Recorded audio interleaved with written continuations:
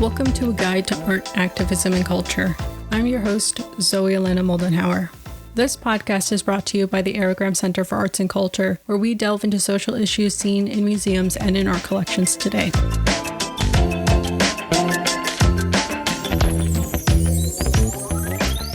Today's topic, Encountering the Imperial Museum.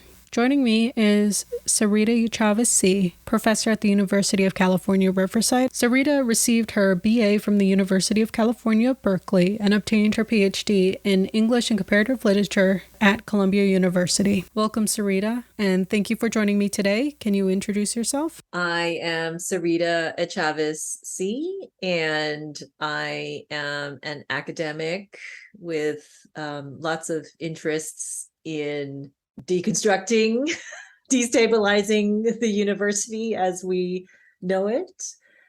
And I am the author of the book, The Filipino Primitive, that we'll be talking about today. I currently teach at the University of California, Riverside, and I'm delighted to be here. And how did you come to museum studies and to your book, The Filipino Primitive? So I really do believe that wherever one is located shapes one's research, in addition to whatever baggage or histories, both personal as well as communal, shapes our work. But I was actually teaching and writing at the University of Michigan. And so the museums and the collections and the archives, the vast Imperial storage bins that I write about just was part of my workplace. And also it was part of my own education about the importance of the Midwest when it comes to the discovery of disciplines by America, like anthropology, archaeology in the Philippines.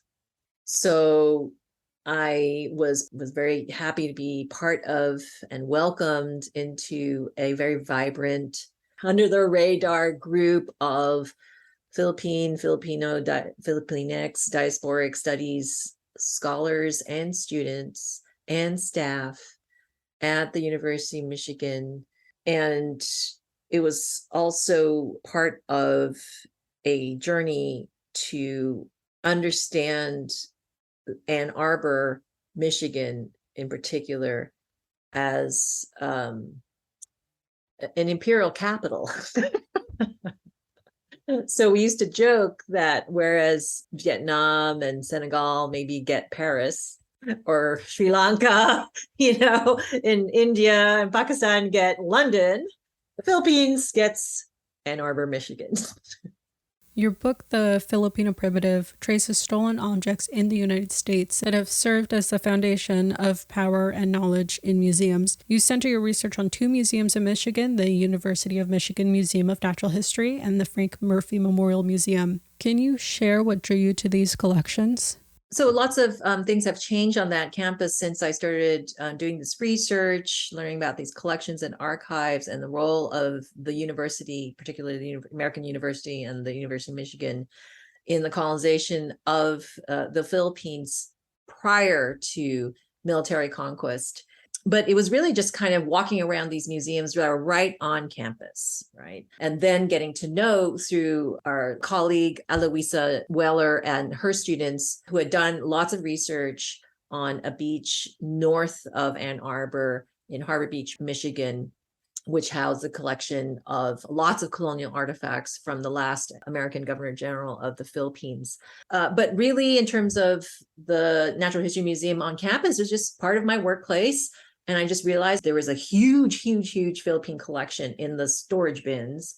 But in terms of what actually got displayed was tiny on the fourth floor of this building. And the way it was narrativized or exhibited just had these, quite astonishing, not astonishing, obviously, to indigenous peoples and scholars in particular, but still sort of astonishing the way in which so much got elided, erased, completely rewritten, including the mythology around who is a primitive and a savage, and how contemporaneous that experience was, how much it actually really, really shaped my ability to get a job connected to Filipinx diasporic studies.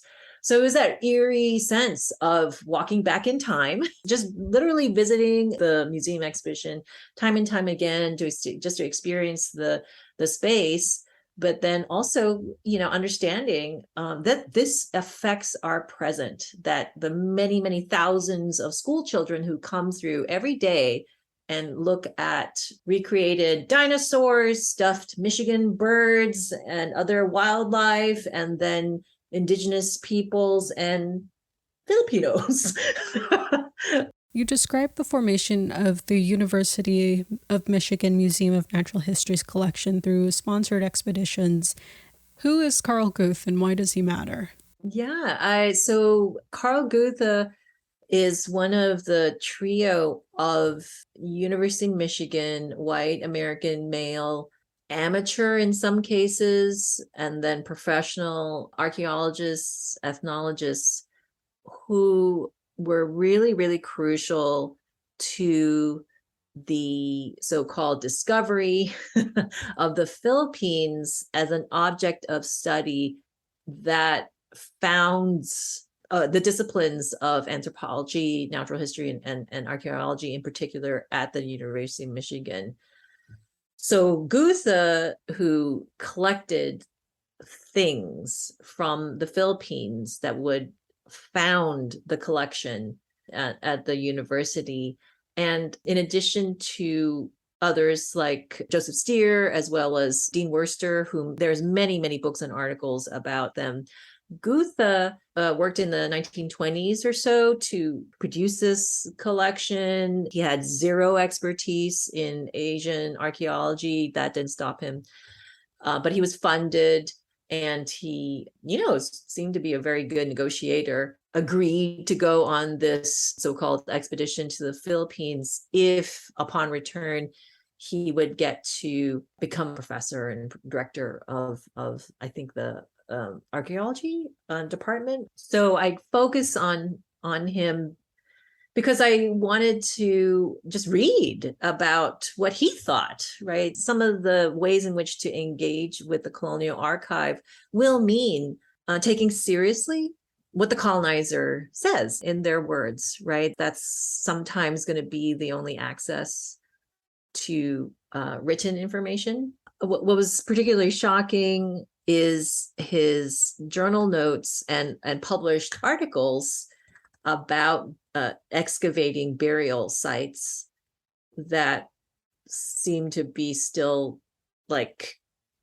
actively sacred burial sites in the Philippines, and bringing back to the United States apparently 95 human skulls from these burial sites, so that the collection in Ann Arbor literally is a mass grave, as far as I can tell from his own writings.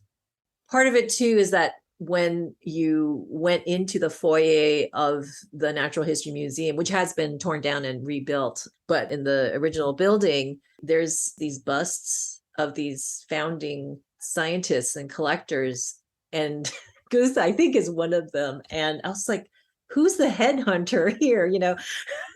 His head is, and I was like, there's just Filipinos like puns, right? Terrible, terrible, corny puns. But this was a conceptual pun and an ideological pun that kind of haunted me. Whose heads are being collected, and who is the savage here?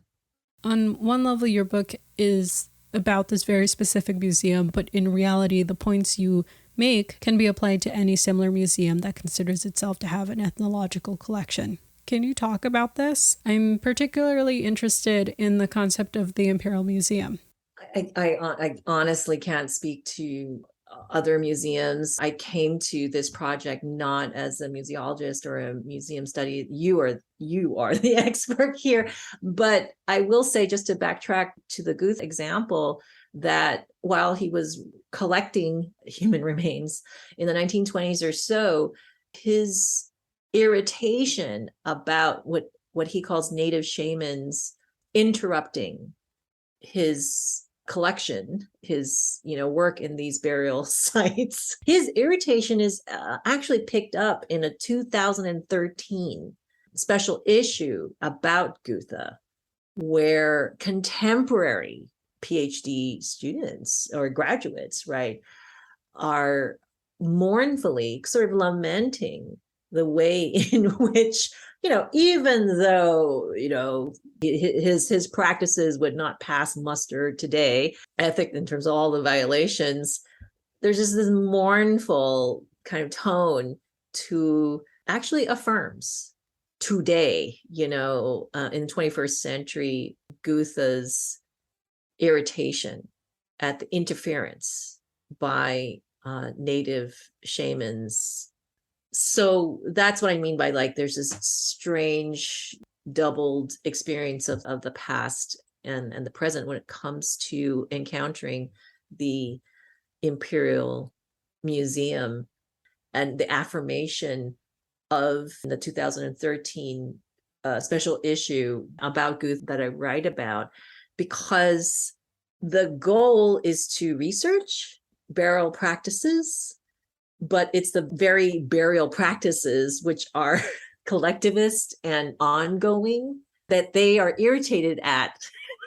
It just doesn't make any sense. One wants to be open to the research questions, but the actual question and then the method actually doesn't allow the Western researcher to even investigate what they say they're going to investigate, right? So in a way, Sylvia Wynter's work on Europe's discovery of the New World was very important to me because she inverts it. Her really quite sweeping, argument, but very compelling, is that it's not that the West discovers the New World, but that the West needs the New World in order to discover science, in order to then discover the New World. So it was something kind of similar to that. I think that was going on with the Gutha and University of Michigan and Arbor example, that they needed the Philippines in order to discover certain disciplines of anthropology and archaeology, for example. And then the Philippines, can be discovered to have no culture, no ability to understand, conceptualize the importance of history and preservation, etc. I think that's perhaps what I can contribute to the concept of the Imperial Museum, that it's very, very present today. When I read your book and came across the term knowledge nullius, I was very excited because it summed up so much of what I've noticed being the underlying issue in museums. Can you talk about the term and where you came up with it? Oh, so knowledge nullius is very much just a phrase that I coined that is just really following in the footsteps, deeply indebted to the work of many Indigenous studies and Black feminist scholars. So we're more familiar with the concept of terra nullius. Terra means land, nullius, null, zero, right? And that we get this concept of empty land, which can be filled by settlers, right? Who know how to farm the land, how to make the land bloom and become productive. That concept of empty land obviously can come around only by emptying the land. So a act of genocidal dispossession. So what does that mean then when it comes to knowledge? While going through and reading Carl Gutha's work and sort of starting to get to know where the origins of certain disciplines, collections comes from, it occurred to me that terra nullius has its counterpart when it comes to the accumulation of academic knowledge. Who gets to produce knowledge and who is empty of knowledge and just needs to be filled. That's interesting because we are seeing activism of Indigenous, as well as other groups, reclaiming knowledge of cultural artifacts in museums, challenging the prejudice and discriminatory claims that Indigenous peoples don't know how to preserve their own cultures in the same way the Euro-American does. And I would say, as museum professionals, when we go into a museum, we automatically start to decode the museum. You do this so well in your book. Can you describe how a museum subconsciously expresses reflective prejudice? So I am greatly influenced by the work of the feminist narratologist and cultural theorist Mika Ball, who started out as a narrative theorist, attention to stories in typically textual objects like novels, short stories, etc. And then she turned to the application of narrative theory to paintings, realist paintings, in particular, paying attention to where the direction of what eyes are looking at, what hands are pointing at, and then moves on to museum floor plans, as well as the exhibitions themselves. So just the way in which a museum tells a story of exposition in particular, of showing things, not showing certain things or people, who gets to become silent, who gets to become highly visible, how ideology that seems perfectly normal, natural, transparent is perhaps the most powerful mode of storytelling that there can be. So definitely Mika Ball's work on narratology was just so helpful to me. The work of the artist Paul Pfeiffer was also really, really influential. He had this really great exhibition about the Heart of Darkness, about Conrad's novel, and then the way he depicted it by placing a miniature little white tent in a jungle. It also felt like it was Central Park in New York City too, sort of, And then I actually walked through the Museum of Natural History in a more deliberate way, knowing that I was going to study it, write about it, with a friend at the time who was a contractor, who eventually became an architect. And just walking through with a companion who pays attention to what materials are used, the curve, the angle of the display windows, whether they're canting up or down, the height, can a child actually look at the necklace of boar's teeth or look at the display of human teeth, the warmth of the color of wood that was used as opposed to concrete, which is much, rectilinear, and all of that. So those three kinds of influences really helped me to kind of put together the story, the sensation, and then the alternate artist's perspective. That was very helpful for me. And as you describe, the materials used in the Filipino exhibit for the display cases are made of wood that evokes earth tones, and people feel like they're meant to be among nature. And this connection to nature subconsciously conveys this idea of primitive. And what I was struck most by was the visual comparison of boar's teeth to that of human teeth, as well as comparing that to another display case where the museum presented weapons, and that museum goers would subconsciously read those images placed together, even if the museum is not directly saying anything. That our takeaway is that primitivism is synonymous with cannibalism or barbarism. And those connections are still very present, not just in the University of Michigan, but in any natural history museum. And something that also struck me was how this process of knowledge nullius not only affects the gaps in indigenous people's knowledge and memories, but also the gaps in scholarship and research, that no matter what, the information is always going to be incomplete because curators and researchers do not interrogate the historical context and conceptual framework that have made these collections possible. In your opinion, what should a museum do when exhibiting or writing to fill in those gaps? Part of what I tried to do in this book with this particular museum and collection was to simply document the work and the activism of graduate students at the time. And it was graduate students, not faculty, right? Or administrators, right? Who were working towards the decolonization of the museum, or at the very least, starting to open the question of how to try to treat with some dignity some of the objects, including human remains in the collection. So, in my own minor way, just documenting the group that formed at the time, Ethnography as Activism, which again was spearheaded and led by graduate students.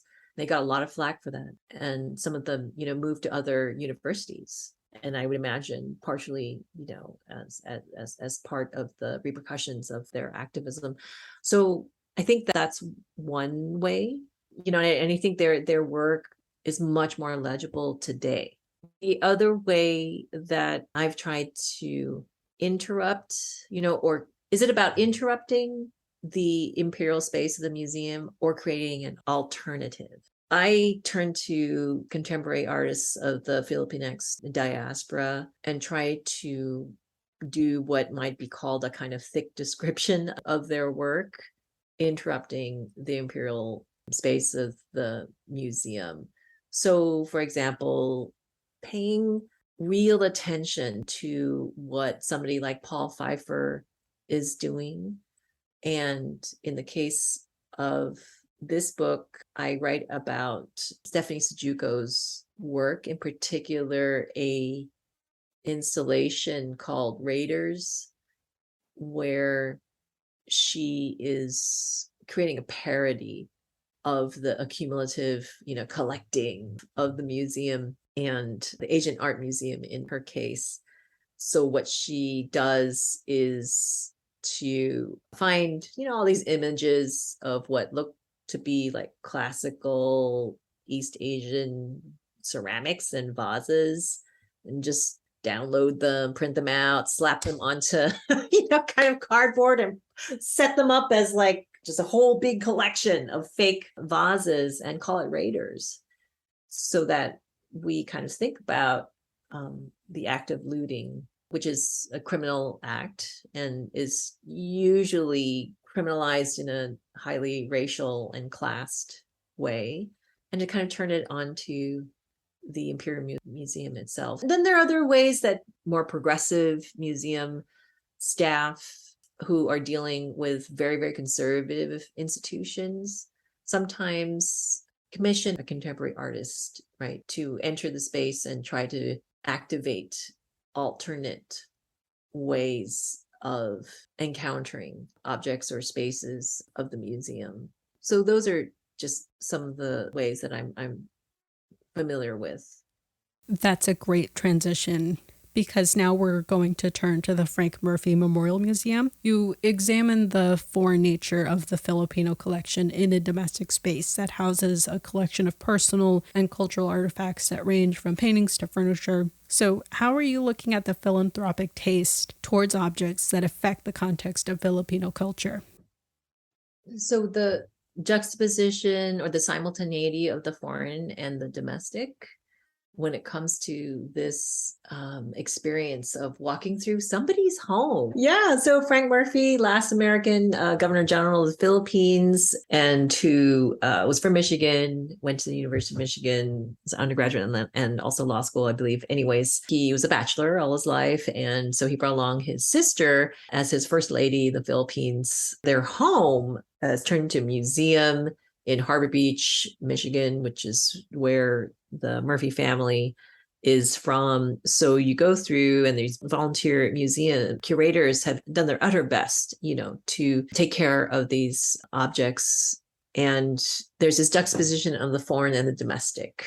So at the same time, as you were pointing out in your question, that these objects from the Philippines become exotic. And it is quite odd, small town in Michigan, and you're suddenly surrounded by all these Philippine things. But there's a third way in which the foreign and domestic I meant to sort of call forth as part of the analysis of this home-turned museum, which has to do with the phrase foreign in a domestic sense when it comes to how the United States Supreme Court wrestled with what to do with so-called new possessions of the United States: Hawaii, Guam, Cuba, Puerto Rico, Philippines. Does the Constitution follow the flag?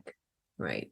All these new lands, territories are being acquired, meaning, new resources and possibly more raw resources and possibly markets, for consumption, as well as possibly labor.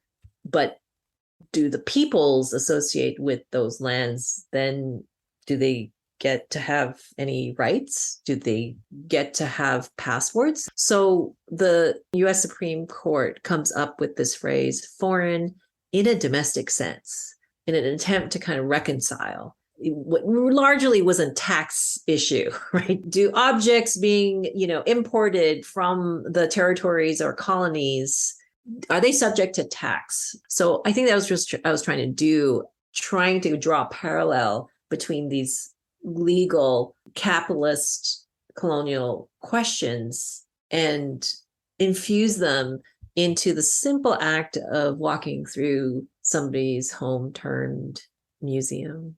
You reflect on a tour you took at the Frank Murphy Memorial Museum, but I think this applies to the University of Michigan Museum of Natural History as well, that because Filipino culture is not well known in the Midwest and the objects are extracted and isolated in an aristocratic home, that the collection suffers from historical amnesia as a result of colonialism that is presented as an exotic curiosity. How does it feel to you as a Filipino woman and scholar to see your culture defined by this imperialist?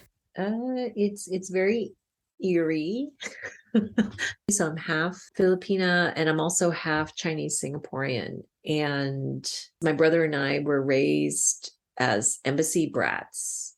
My father's actually a retired diplomat for the Singapore government. So we would go on assignment and our home was an official residence and representative of the Singapore government. I don't talk about this at all in the book, but I think that definitely shaped what it means for a home to have all this kind of state apparatus attached to it very explicitly, right? As a Filipina, I don't know, it is a constant sort of recognition and misrecognition. Maybe that might be a way to kind of put it. It absolutely does. And in 2020, we witnessed a social shift where museums responded by publishing equity pledges to address their colonialist foundations and how to ethically present cultures and identities. And yet we are seeing museums awkwardly put forth their action plans. You call this confessions and avoidance syndrome. Can you explain this term and how you were thinking about this in 2017 when your book was published to today?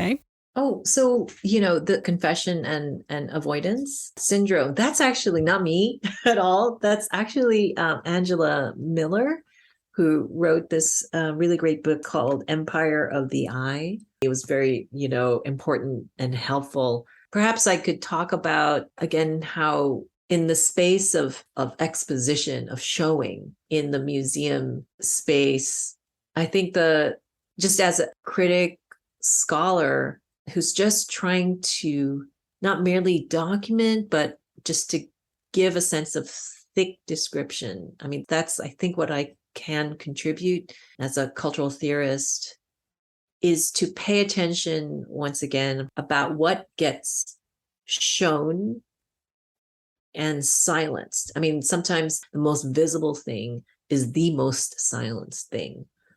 And the most invisible thing is the loudest when it comes to shaping the discourse, and how all of that, what I think Angela Miller, if I understand her work right, calls confessions and avoidance, all of that becomes more powerful when it becomes normalized, naturalized, which is the work of ideology. Not only is it about what gets shown, what is not shown, what gets spoken about, who gets to speak, right? But it's also that display window that we don't even see anymore. And I think it's probably Gayatri Spivak who paid a lot of attention to transparency and what gets naturalized as neutral. But then Denise De Silva, whose book, The Global Idea of Race, gives us this concept of the subject of transparency. That is to say, the European subject who becomes the mind versus the body, not subject to nature, whose position as the mind becomes completely naturalized. So I'm not sure if that is at all helpful, but what I can contribute is that attention to not simply what is true or false, right? I mean, get really, really caught up in like, oh, does this really represent how things are, who people are? What are the practices? Is this accurate or not? I just tried to kind of pay attention to the processes of collection, of accumulation, and to draw on Marxist theory, Black feminist theory, indigenous theory, but finally to ask people to pay attention to what gets rendered transparent. What is the role of that display glass through which we look at the object of the primitive? How I interpreted confessions and avoidance syndrome as museums acknowledging their participation in colonialism, but avoiding taking real action. For example, land acknowledgements. Every institution, business, organization in the United States acknowledge the indigenous people that had once lived on that land. But one questions, by acknowledging the lands that have belonged to indigenous peoples, what is going to be done about that? Will the museum repatriate objects back to those communities? Will the museum give up their land? Is it enough to just acknowledge, or is part of activism seeing that action put into practice? And so reading your book was profound for me in my own research, thinking about the museum as an imperial space. Do you have any final thoughts or announcements you would like to make?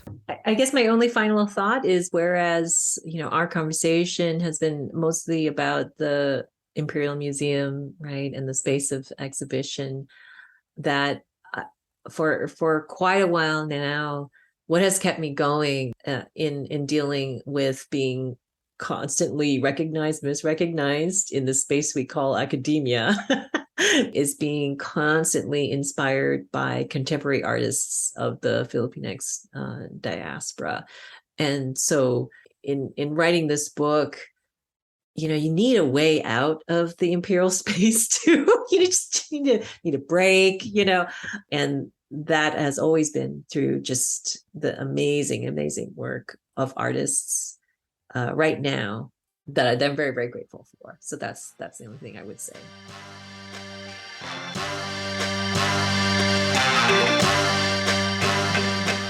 This has been A Guide to Art, Activism, and Culture, a podcast from the Aragram Center for Arts and Culture. I've been your host, Zoe Elena Moldenhauer. Join us on our next episode, and in the meantime, visit our website at www.aragram.org or follow us on social media at Aragram Arts to learn about opportunities, events, and more for artists and writers.